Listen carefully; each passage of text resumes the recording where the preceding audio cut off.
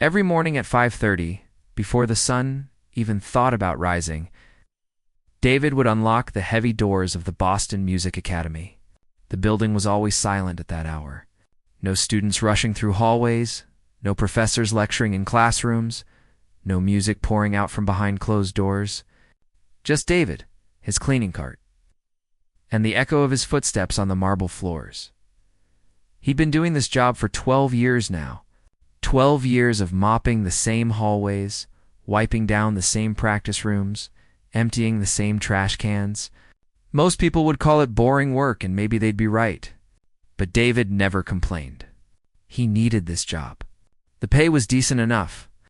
The benefits covered his small apartment in Dorchester, and most importantly, it kept him close to the one thing he loved more than anything else in this world: music. The students who rushed past him every day had no idea. To them, he was just the janitor. The guy who showed up early, kept his head down, and made sure their expensive school stayed clean. They'd nod politely if they made eye contact, maybe mumble a quick thanks if he held a door open. But that was it. David had become part of the background. As invisible as the walls he wiped down every morning, the professors weren't much different. They were nice enough, sure. Dr. Patterson from the piano department always said good morning. Mrs. Chen from vocal studies once asked him how his weekend was. But it never went deeper than that. Why would it? He was the help. They were the educators, the artists, the ones shaping the next generation of musical talent. He was just there to clean up after them. David didn't mind being invisible. In fact, he preferred it that way, because being invisible meant nobody asked questions. Nobody wondered why he sometimes lingered a little longer in the practice rooms, running his fingers along the piano keys when he thought no one was watching. Nobody noticed when he picked up sheet music that students left behind, studying the notes during his lunch break. Nobody knew about his secret. His mother had been a pianist, not a famous one, but good enough to play at their local church every Sunday and give lessons to neighborhood kids from their living room. David grew up with music in every corner of his childhood. He remembered falling asleep to the sound of Chopin floating up the stairs. Remembered doing his homework while his mother taught scales to impatient 8-year-olds. Remembered the way her face would light up when she played something that moved her. She tried to teach him, of course. Every evening after dinner, she'd sit him down at their old upright piano and guide his small fingers across the keys. He was 7 when they started. He loved those lessons. Loved the time with his mother. Loved the way the piano could make sounds that felt like colors and emotions all mixed together. But then she got sick. Cancer, the doctor said.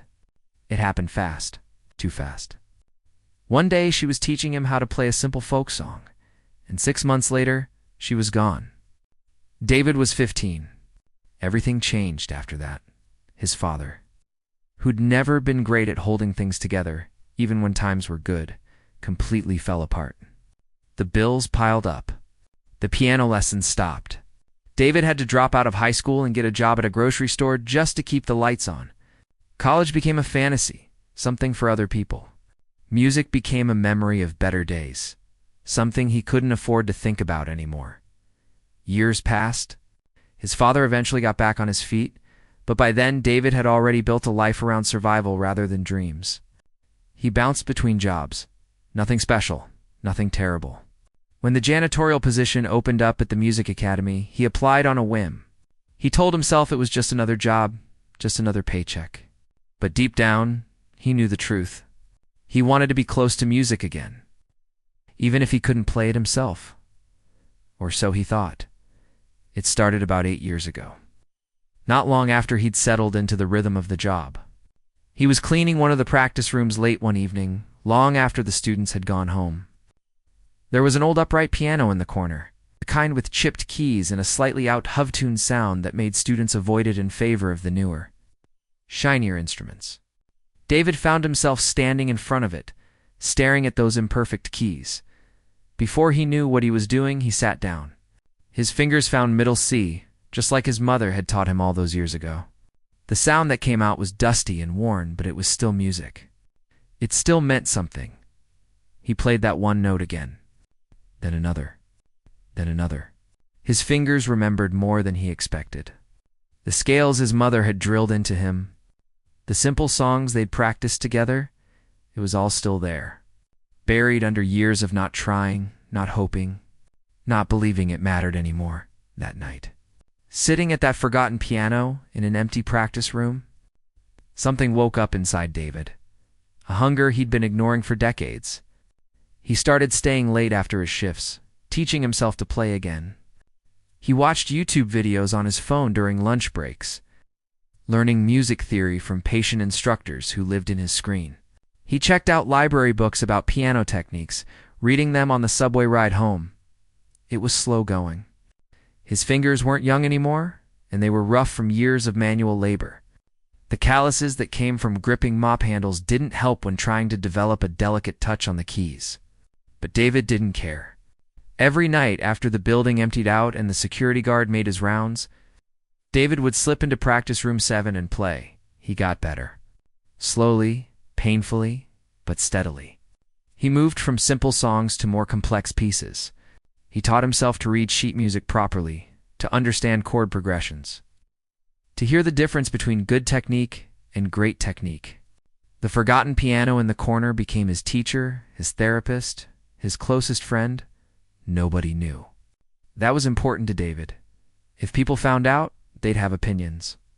They'd tell him he was too old to learn, or that he'd never be good enough. Or worse, they'd pity him.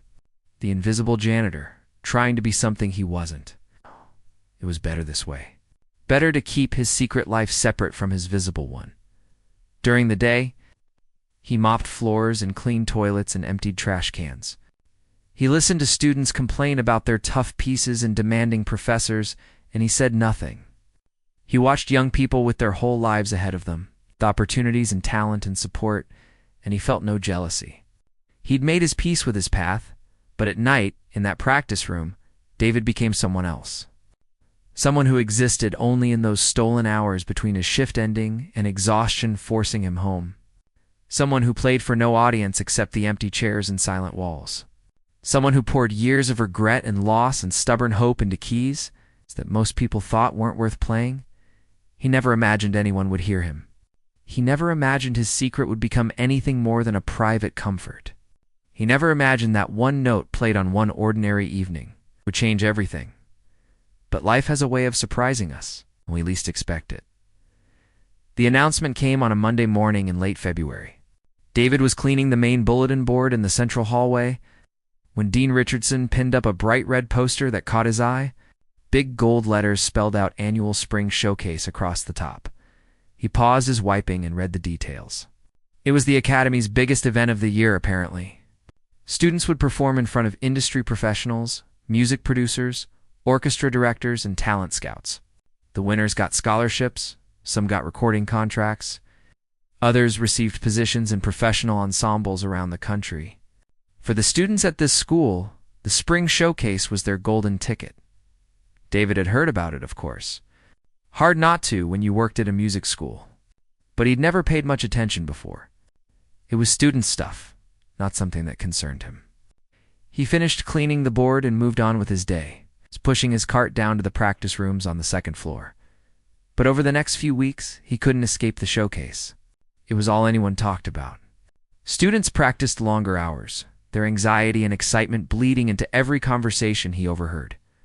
He'd hear them while emptying trash cans, while mopping floors, while changing light bulbs in the hallways. "I'm doing the Brahms concerto. It's brutal, but if I nail it, Harrison from the symphony said he'd consider me. My voice teacher thinks I should do something classic, but I want to show range, you know? I've been practicing 8 hours a day. My fingers are literally bleeding, but this is my shot." David listened to it all while staying invisible. He watched students carry their instruments with the weight of their dreams on their shoulders. He saw them leave practice rooms with tears in their eyes, frustrated by mistakes only they could hear. He noticed the ones who stayed until midnight, desperate to perfect every note. One afternoon, he was cleaning the main auditorium where the showcase would take place. It was a beautiful space, probably the nicest room in the whole building. Red velvet seats stretched back in perfect rows. The stage was huge, lit by professional lights that could make even an amateur look like a star. And right in the center of that stage sat the crown jewel of the Academy, Steinway Model D grand piano, worth more than David would make in 5 years. He stopped mopping and just looked at it.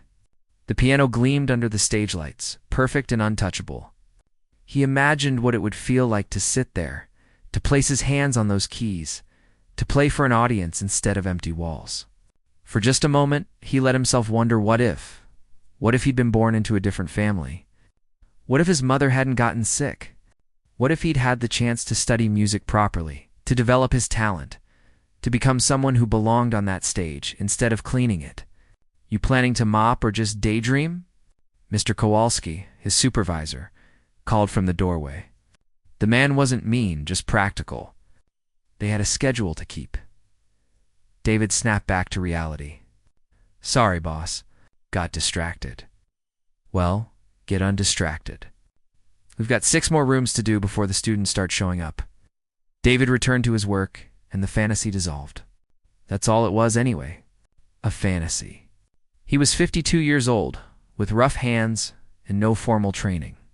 The showcase was for real musicians, for people who dedicated their lives to music from childhood, people who belonged there, not janitors who played forgotten.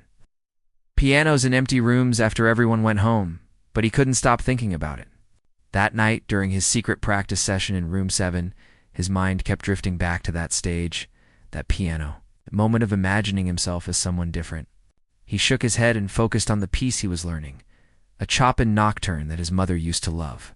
He wasn't playing for anyone but himself. That was enough. It had to be. The weeks rolled on. March brought warmer weather and even more intensity to the academy. The showcase was getting closer, and the pressure in the building felt thick enough to touch. David saw students having breakdowns in hallways, saw professors giving pep talks that sounded more like battle strategies, saw parents showing up for surprise visits to check on their kids' progress. Through it all, David remained invisible. He cleaned, he listened, he watched, and late at night, he played. It was a Thursday evening, 3 weeks before the showcase, when everything changed.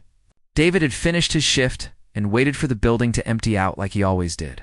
Security made their 9 o'clock rounds, and by 9:30, the place was usually deserted enough for him to slip into room 7 without being noticed.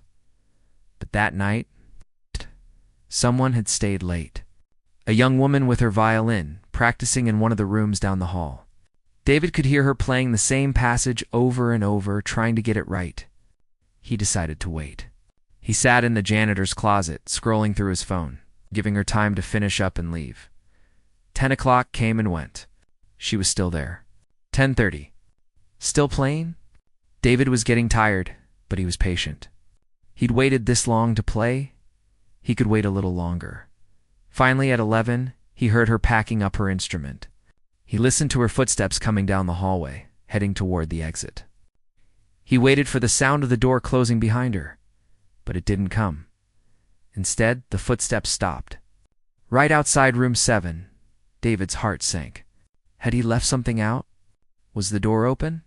He'd been so careful for 8 years, never leaving a trace of his nighttime sessions. He held his breath, hoping she'd move on. Then he heard it.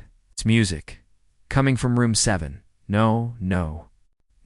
He'd left his phone in there, and the YouTube tutorial he'd been watching earlier must have started autoplaying. Some piano piece echoing from that room at 11 at night when the building was supposed to be empty. David rushed out of the closet and down the hall, his mind racing with excuses. He'd tell her he was doing a final check of the rooms. He'd say he heard the music too and came to investigate. He'd figure something out. But when he reached room 7, the door was already open, and the young woman with the violin was standing in the doorway, completely still, staring at the phone on top of the piano. The phone that was definitely, obviously his. Their eyes met. David opened his mouth to speak, but nothing came out. Is that yours? She asked, pointing at the phone. He could have lied, should have lied, but something about the way she asked, curious rather than accusatory, made him tell the truth. Yeah, he admitted. I was just checking on something before I locked up for the night. She looked at him, then at the piano, then back at him. Something clicked in her expression. You play what? No, the bench is pulled out. The keys are warm. She stepped into the room, and David felt his secret crumbling around him. You've been playing, haven't you? He could have denied it. Could have made up some story about a student who must have left things that way. But he was tired of lying, tired of hiding, tired of pretending his one source of joy didn't exist. Sometimes, he said quietly, after hours, when no one's around, I'm sorry, I know I shouldn't play something, she interrupted. What? Play something for me, right now. David stared at her like she'd asked him to fly. I can't. I'm just the janitor. I heard you, she said. Her voice was gentle, but firm. Last week, I was working late and I heard someone playing in one of these rooms. I thought it was a student at first, but the building was supposed to be empty. It was beautiful. Was that you? David felt exposed, vulnerable in a way he hadn't felt in years. He wanted to run, to deny everything, to go back to being invisible. But there was something in her eyes, something that wasn't judgment or pity. It looked like genuine interest. Maybe, he said. Oh, then play something now, please. I want to hear it properly. So, with his hands shaking and his heart hammering in his chest, David sat down at the piano in room 7, in front of another person for the first time in 8 years. He placed his fingers on the keys. He played the chop-and nocturne he'd been practicing, the one his mother loved. His rough hands moved across the keys, and the sound that came out wasn't perfect. His technique was self-taught, his timing was sometimes off, and he hit a few wrong notes from nervousness, but it was real. It was honest. It was 8 years of secret practice and a lifetime of buried passion poured into one song. When he finished, didn't dare look at her. He kept his eyes on the keys, waiting for her to say something polite and leave, waiting for his secret to become awkward small talk, waiting for everything to go back to normal. That was incredible, she finally said. He looked up, and she was crying. Her name was Rachel, and she turned out to be a first-year violin student from Seattle. She'd come to the academy on a partial scholarship, working 2 part-time jobs on top of her studies to make ends meet. She understood what it meant to fight for your dreams when everything seemed stacked against you. Over the next 2 hours, sitting in that practice room well past midnight, David told her things he'd never told anyone. About his mother and the piano lessons that ended too soon. About dropping out of school and spending decades just surviving instead of living. About discovering that old upright piano 8 years ago and teaching himself to play in secret, like a kid sneaking cookies after bedtime. Rachel listened to all of it without interrupting, without judging. And when he finished talking, she said something that made his blood run cold. You should enter the showcase. David laughed. It came out harsh and bitter, the kind of laugh that's really just pain wearing a disguise. That's insane. I'm a janitor. I'm not even a student here. So what? The rules say any musician can enter. You're a musician. I mop floors for a living. During the day, at night, you play piano. That makes you both. She leaned forward, her eyes intense. David, what I just heard was special. Raw. Sure. Not technically perfect, definitely. But it had something most of these students will never have. It had soul. It had a story. Nobody wants to hear a story from the janitor. I did, she said simply. And I think others will too. David shook his head, already backing away from the idea. It's not possible. They'd never let me. Even if they did, I'd embarrass myself. These students have been training their whole lives. They've had the best teachers, the best instruments, every advantage. I learned from YouTube videos and library books. So you're just going to hide in here forever? Playing for empty rooms? Rachel's voice was challenging now, pushing him. Your mother taught you piano. She loved music. Do you think she'd want you to keep it secret? To pretend it doesn't matter? That hit harder than David expected. He thought about his mother, about those evening lessons at their old upright. About the way she'd smile when he got something right. She'd always believed in him, even when he struggled. She never told him his dreams were too big, or that he should play it safe. I don't know, he said quietly. Maybe she'd think I was being realistic. There's no shame in knowing your place. And where's your place? Rachel asked. Cleaning up after other people's dreams while yours collect dust? They argued back and forth for another hour. Rachel was stubborn, pushing every argument he made aside with logic he couldn't quite counter. Finally, exhausted and emotionally drained, David agreed to think about it. Just think about it. Nothing more. Rachel wasn't satisfied with that, but she let it go for the night. They exchanged phone numbers, and she made him promise not to disappear on her. As he walked to the subway station at 2 a.m, David felt like he'd been hit by a truck. His secret was out. Someone knew. And that someone was trying to push him into something that terrified him more than he wanted to admit. Over the next few days, David tried to forget the conversation. He went about his work like normal, keeping his head down, staying invisible. But Rachel wouldn't let him. She texted him every day, sending him information about the showcase, encouragement, arguments for why he should do it. Then, 1 week after their first meeting, she showed up at the academy with friends. 3 other students, all of them musicians, all of them curious about the janitor who could play. David was cleaning the second-floor hallway when they cornered him. "Rachel told us about you," said a tall guy with a guitar case. His name was Tyler. "We want to hear you play." "This is crazy," David protested, looking around nervously. Students were everywhere, walking past them, probably wondering why their classmates were talking to the janitor. "I can't just room 7. Lunchtime. We'll be there." That was from Jenna, a vocal student with bright purple hair. She grinned at him. "Don't make us hunt you down." He walked away before he could argue, leaving David standing in the hallway with his mop, feeling like his carefully constructed invisible life was falling apart piece by piece.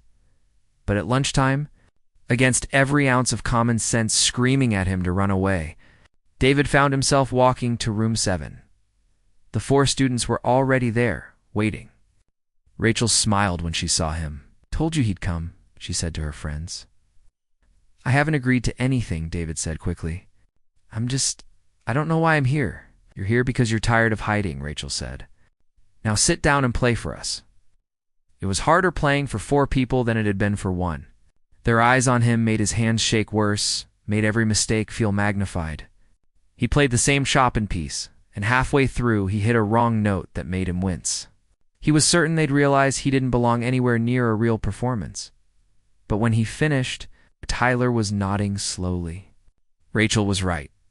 "You've got something real there, man. The technique needs work," Jenna added. "Always honest. But that can be taught. What you've got, that emotional connection, that's not something you can teach.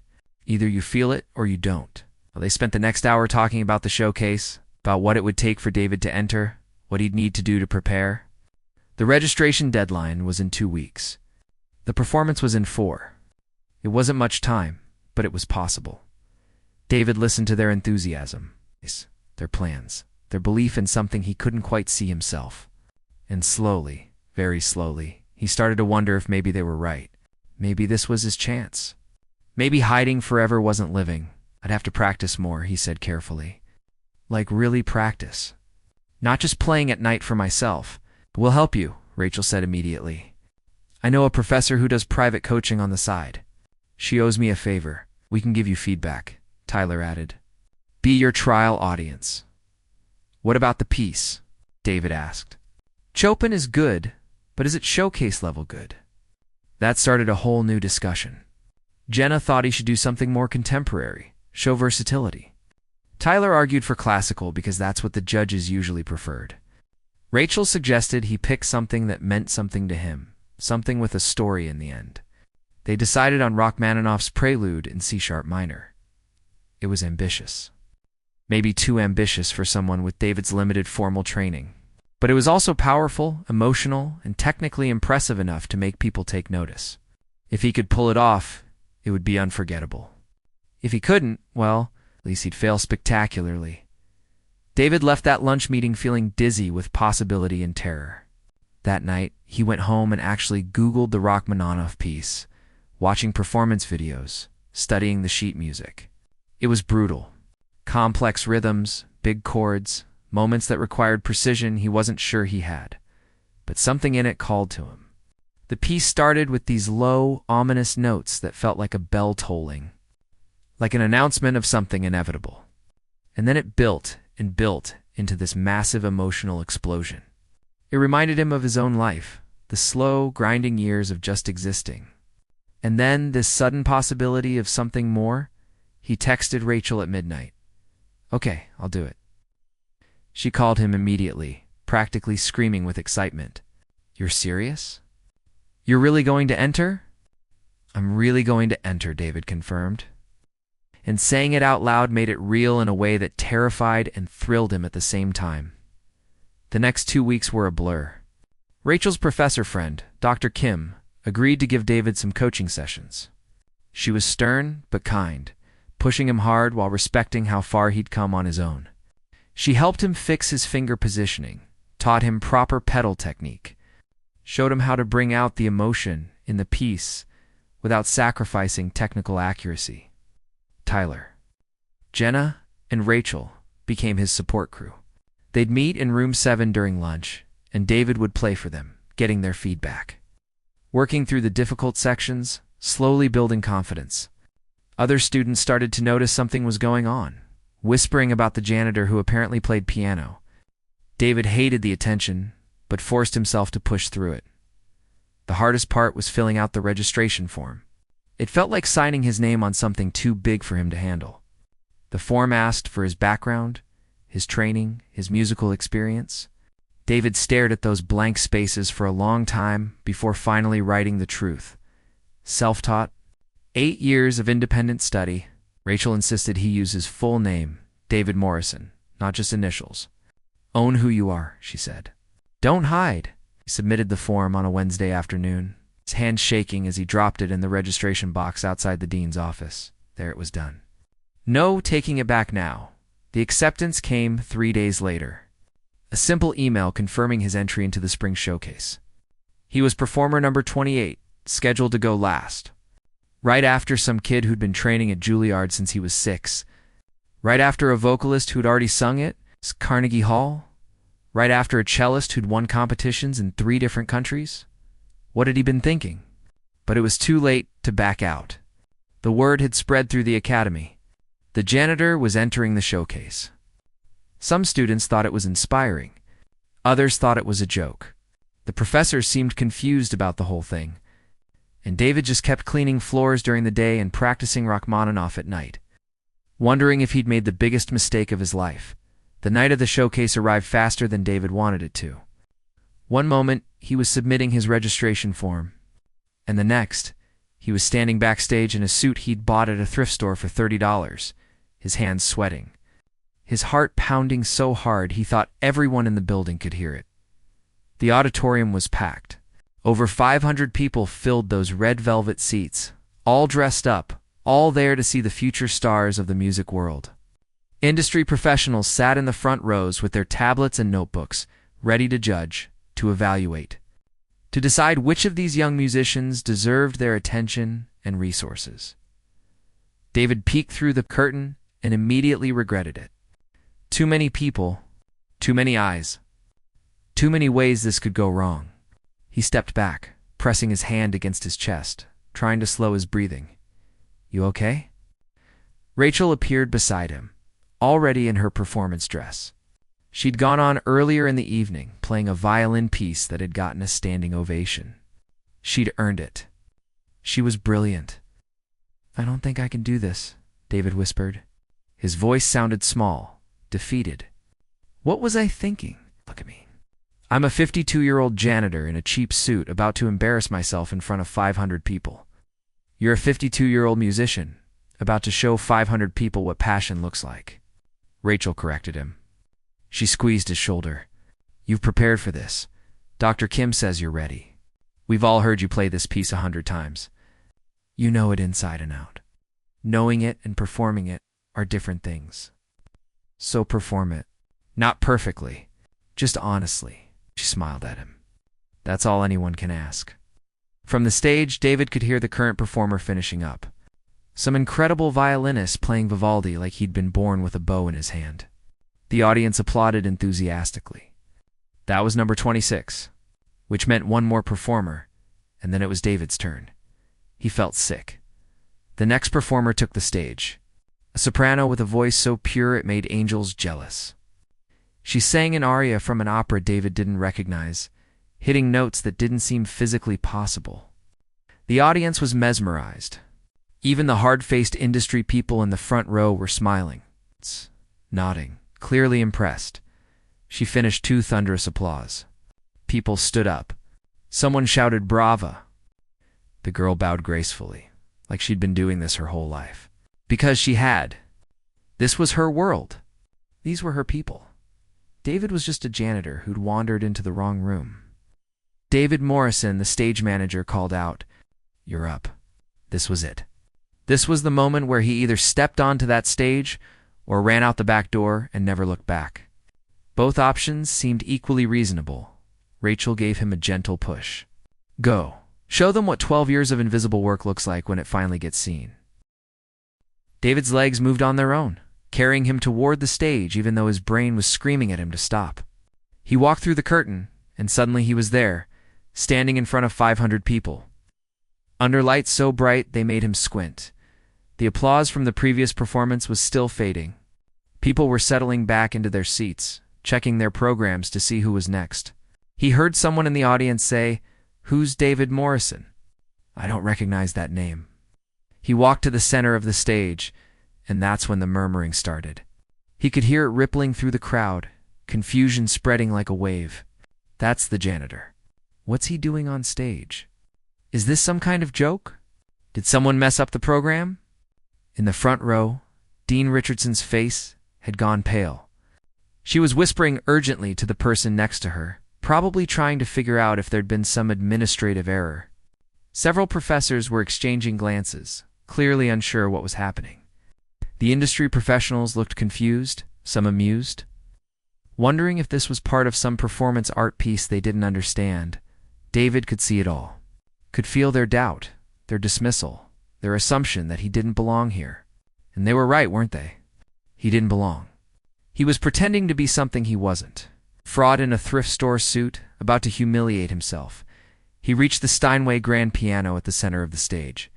It was even more beautiful up close, gleaming under the lights, perfect in every way. He sat down on the bench, adjusted it slightly, and looked out at the audience. 500 faces staring back at him. Most of them confused, some of them curious. A few of them, Rachel and her friends in the front section, smiling encouragingly, but mostly he saw doubt. His hands moved to the keyboard. The keys felt cold under his fingertips, so different from the warm, worn keys of the old upright in practice room 7. These were professional keys. Expensive keys, keys meant for real musicians. David took a breath. He thought about his mother, about those evening lessons in their living room. He thought about the past 8 years of practicing in secret, of teaching himself when everyone said he was too old, too late, too unrealistic. He thought about every time someone had walked past him in the hallway without seeing him, without knowing that he had dreams too, and he thought about that moment, weeks ago when he'd stood in this very auditorium, mopping the floor and imagining what it would be like to sit at this piano. To play not for empty walls, but for people. To be seen, well, now he was being seen. For better or worse, he was visible. He pressed down on the first key. A low C-sharp rang out through the auditorium, clear and pure. The room went silent. That single note hung in the air like a declaration, like a bell tolling, like the sound of something inevitable beginning. David played the opening of Rachmaninoff's Prelude in C-sharp minor, and everything else disappeared. The audience, the judges, the doubt, the fear, all of it faded away. There was just the music, just the story he was telling through these keys, just the emotion he'd been holding inside for 12 years finally being released. The piece started low and ominous. Like a storm gathering on the horizon, David's rough hands, the ones that had scrubbed floors and pushed mops and carried trash bags for over a decade, moved across the keys with surprising grace. His technique wasn't perfect. Dr. Kim had been honest about that. There were moments where his transitions were slightly rough. where his timing was just a hair off. What a formally trained pianist would do, but what came through was something the other performers, for all their technical brilliance, hadn't quite managed to capture. It was raw. It was honest. It was the sound of a man who'd waited his whole life for this moment, who'd practiced in secret while the world ignored him, who'd refused to let his dream die even when it seemed impossible. The music built and built, growing more intense, more powerful. David put everything into it. Every morning he'd woken up at 5:30 to clean someone else's school. Every time he'd been invisible in a hallway. Every night he'd spent teaching himself, refusing to give up, holding on to hope when hope seemed foolish. He hit the massive chords in the middle section, his hands stretching across the keys, pulling out sounds that seemed too big to come from one piano. The Steinway responded beautifully, its rich tones filling every corner of the auditorium. This was what this instrument was made for. Not to sit pretty on a stage, but to tell stories, to carry emotion, to connect with people. David glanced up for just a second and saw faces in the audience. They weren't confused anymore. They weren't dismissive. They were listening. Really listening. Some of them had tears in their eyes. One of the industry professionals in the front row was leaning forward, completely absorbed. He returned his focus to the keys and pushed into the final section. This was the hardest part, technically complex and emotionally demanding. He'd struggled with it in practice, wasn't sure he could pull it off under pressure. But now, in this moment, with everything on the line, his hands found the notes they needed. The music swelled to its climax. It's powerful and overwhelming, and then began to wind down. The storm passing, leaving something changed in its wake. David played the final notes, softer now, almost gentle, like a question being asked, like a man wondering if he'd done enough, if anyone had truly heard him. The last note faded into silence. David sat there, his hands still on the keys, not quite able to believe he'd made it through. He'd actually done it. He'd played Rachmaninoff's Prelude in C-sharp minor on a professional stage in front of 500 people. And he hadn't collapsed or run away or given up. For a moment, the auditorium was completely still. No one moved. No one made a sound. David felt panic rising in his chest. Was it that bad? Had he embarrassed himself so thoroughly that people didn't even know how to respond? Then someone in the audience stood up. It was Rachel, tears streaming down her face, starting to clap. Within seconds, Tyler and Jenna joined her. Then the students around them. Then more people, row by row, standing and applauding. The sound built like a wave.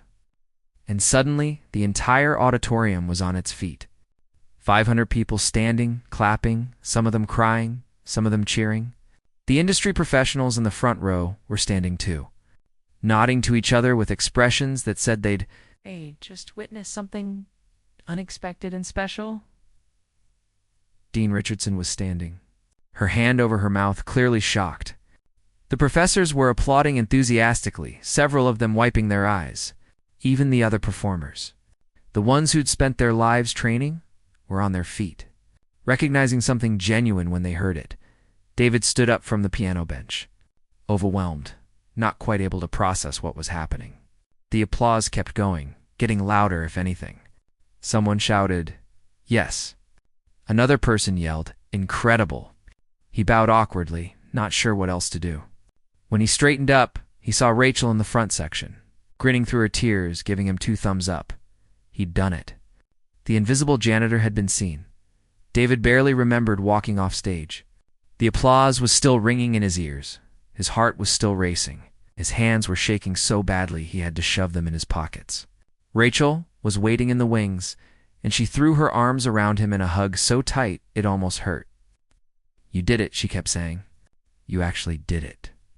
Other students crowded around, congratulating him, some of them people he'd never spoken to before. They'd walked past him in hallways for years, never once asking his name. And now they were shaking his hand and telling him how moved they were by his performance. It was overwhelming and strange, and David didn't quite know how to handle it. The rest of the showcase felt like a dream. He sat in the audience for the awards ceremony, still in his thrift store suit, still trying to process what had just happened. His mind kept replaying that moment when the first person stood up, when the applause started. When he realized that 500 people had actually heard him, the judges announced the winners one by one. Third place went to a cellist who'd played something technically perfect. Second place was the soprano with the angel voice. And first place went to a jazz pianist who'd played an original composition that bent genre rules in ways David didn't even understand, but respected. They were all brilliant. They deserved their awards. David was happy for them. He didn't expect to hear his name called. Wasn't even disappointed when he didn't. He'd never entered the showcase thinking he'd win anything. Just getting on that stage, just being heard. That was already more than he'd dreamed possible. But then Dean Richardson turned to the microphone for one final announcement. "Before we close tonight," she said, her voice carrying across the auditorium, "I want to acknowledge a performance that challenged all of us to think differently about music, about talent, and about who gets to be seen as a musician." She paused, looking directly at David. "David Morrison, could you please stand?" David felt his stomach drop. Everyone was looking at him. He stood up slowly, uncertain what was happening. "What we witnessed tonight," Dean Richardson continued, "was a reminder that music isn't about where you come from or what your resume looks like. It's about passion, dedication, and the courage to share your voice, even when the world tells you to stay quiet. David, on behalf of the Academy, I want to offer you something." She gestured to a man in the front row, someone David didn't recognize. He stood up and introduced himself as Professor Owen Hayes from the piano department. "David," Professor Hayes said, his voice warm, "I've been teaching here for 23 years. I've heard thousands of students play. What you did tonight was special. Raw, yes. Room for technical improvement? Absolutely. But you have something that can't be taught, and I'd like to help you develop what you've already built. I'm offering you a full scholarship to study here, along with a work-study position that would replace your current janitorial role." The auditorium erupted in applause again. David stood there, frozen, trying to understand what he'd just heard. A scholarship? To study here? At 52 years old. "I don't know what to say," David managed, his voice barely audible over the applause. "Say yes," Rachel shouted from a few rows back, and people laughed. David looked around at all these faces, at this opportunity that seemed impossible, at this chance he'd never imagined could be real. "Yes, yes, I'll do it." More applause. More people standing. Dean Richardson was smiling genuinely now, and David realized that maybe, just maybe, things were about to change. But the real change came the next day. David woke up to find his phone exploding with notifications. Apparently, someone had recorded his performance and posted it online. By morning, it had gone viral. Thousands of shares, then tens of thousands, then hundreds of thousands. People were calling him inspirational. The comment section was full of stories from people who'd given up on their dreams, who felt too old or too late or too unrealistic, who saw themselves in the janitor who finally got his chance. News outlets were picking up the story. Local TV stations wanted interviews. His phone wouldn't stop ringing. It was terrifying and wonderful, completely overwhelming. The Academy was flooded with media requests. David found himself sitting across from reporters, trying to explain his story, still not quite believing any of this was happening. Every interview felt surreal. They'd ask him about his journey, and he'd think, "I'm just a janitor who plays piano." But he wasn't just that anymore. Maybe he never had been. The video kept spreading. It hit 1 million views, then 2 million, then more. David watched the numbers climb from his small apartment in Dorchester. Trying to understand how his private moment had become so public, some of the comments made him cry. People saying he'd inspired them to go back to school, to pick up an old hobby, to stop hiding their talents, to believe it wasn't too late. One comment stuck with him. "My mom always wanted to paint but thought she was too old. She's 67. She watched your video and bought art supplies today. Thank you for showing her it's not too late." That's when David understood. This wasn't just about him anymore. It wasn't about one janitor who got lucky or one performance that went viral. It was about all the people who'd been told they'd missed their chance, who'd buried their dreams under layers of practicality and fear, who'd forgotten that passion doesn't have an expiration date.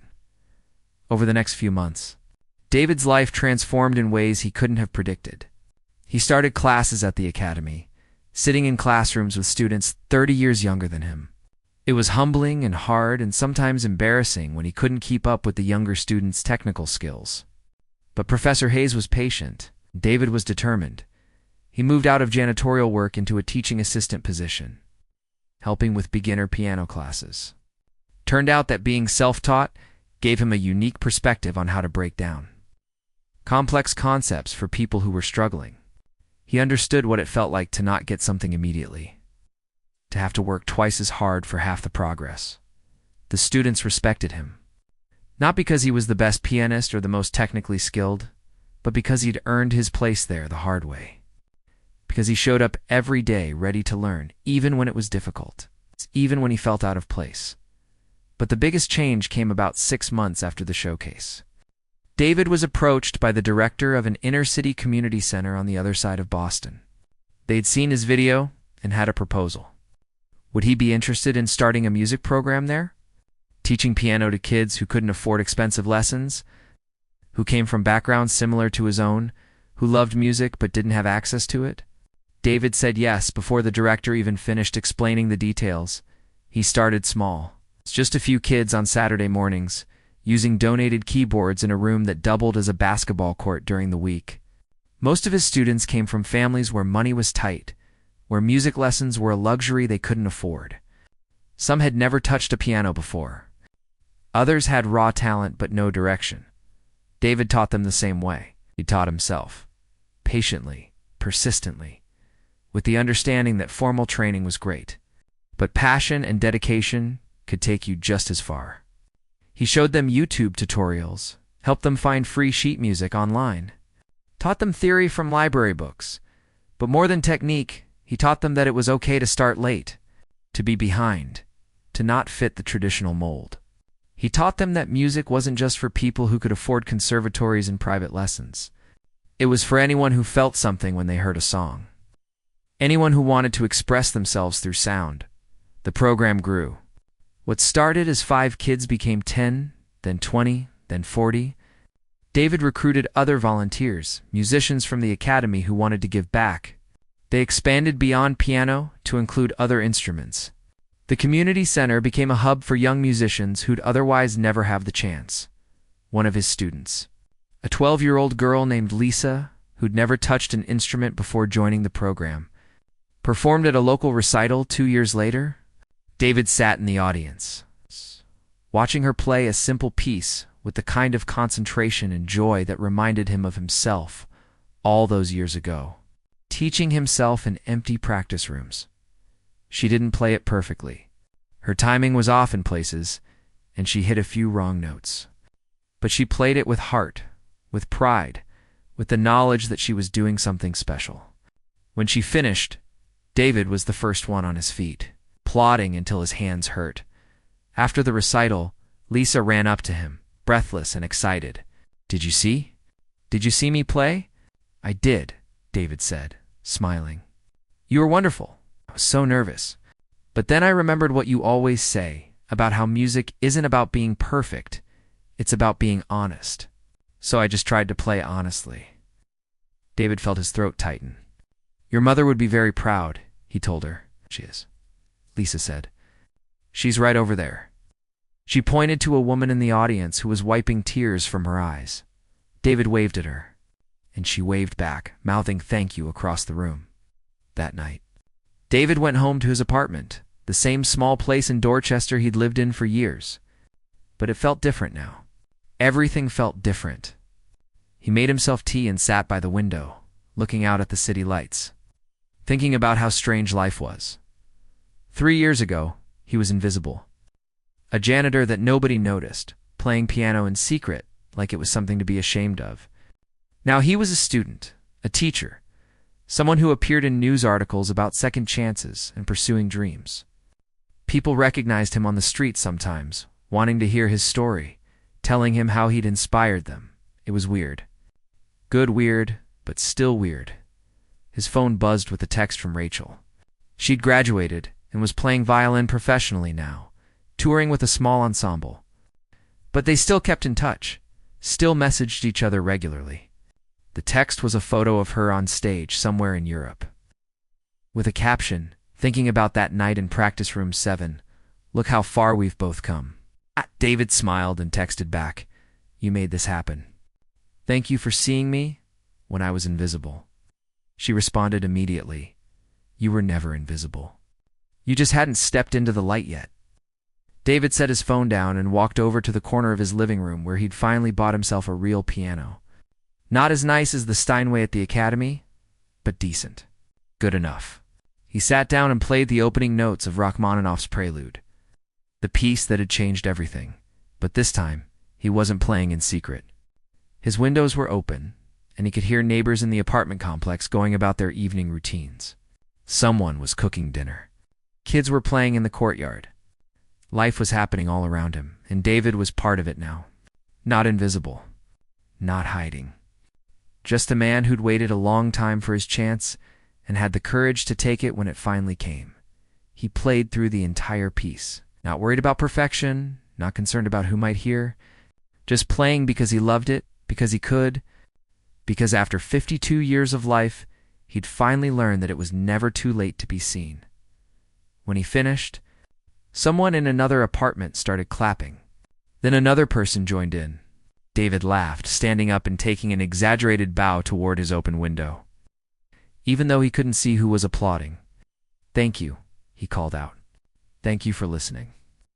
And for the first time in his life, David Morrison felt like exactly who he was supposed to be. Not a janitor pretending to be a musician. Not a musician pretending to be something else. Just himself. Finally, completely, unapologetically himself.